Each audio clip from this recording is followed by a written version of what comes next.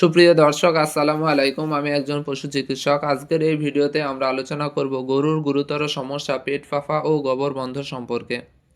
আমরা জানি গরু অনেক সময় অতিরিক্ত খাবার ও রুমেনে পানির ঘাটতির কারণে রুমেনের মোটালিটি হারিয়ে ফেলে, যার কারণে এই রোগটি ঘটে থাকে।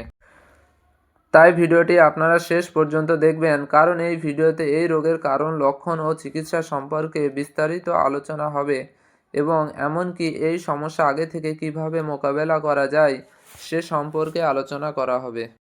এটি একটি ঝুঁকিপূর্ণ প্রক্রিয়া, কারণ পাইপ খাদ্যনালীর পরিবর্তে শ্বাসনালীতে প্রবেশ করলে গরুর দম বন্ধ হয়ে মারা যেতে পারে। তাই অভিজ্ঞতা ব্যক্তি ছাড়া এই কাজ করা উচিত নয়। এখন আমি এই পাইপের মধ্য দিয়ে ধীরে ধীরে পানি প্রবেশ করাচ্ছি, যাতে কিনা ভিতরে জমে থাকা খাবার ধীরে ধীরে পাইপ বেয়ে বাইরে বেরিয়ে আসতে পারে। এখন গরুর পেট থেকে নোংরা জমে থাকা খাবারগুলি কেমন প্রবল গতিতে বেরিয়ে আসছে দেখুন। এটি 5 থেকে 6 দিন আগেকার জমে থাকা খাবার, যেটা এই রোগের সমস্যার মূল কারণ হয়ে উঠেছিল।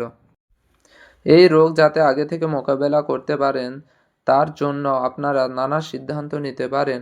তার মধ্যে 1 নম্বর, গরুকে বেশি বেশি পানি পান করানো। 2 নম্বর, নরম ও কাঁচা ঘাস জাতীয় খাবার বেশি বেশি দেওয়া। এবং তৃতীয়ত হলো হঠাৎ করে কোনো খাবারের পরিবর্তন না করা। মূলত এই 3টি কাজ আপনারা আপনার গরুর জন্য করতে পারলে এই রোগ মোকাবেলা করতে পারা যায়।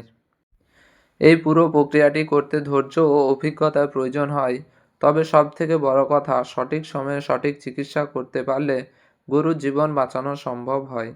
আর সকল পশুপ্রেমী ভাইদের জন্য বলবো, গরুর যে কোনো সমস্যায় সঠিক ব্যবস্থা নেন, কারণ পশুরাও আমাদের বিশ্বাস করে বাঁচতে চায়। ভিডিওটি ভালো লেগে থাকলে চ্যানেলটি অবশ্যই ফলো এবং সাবস্ক্রাইব করবেন।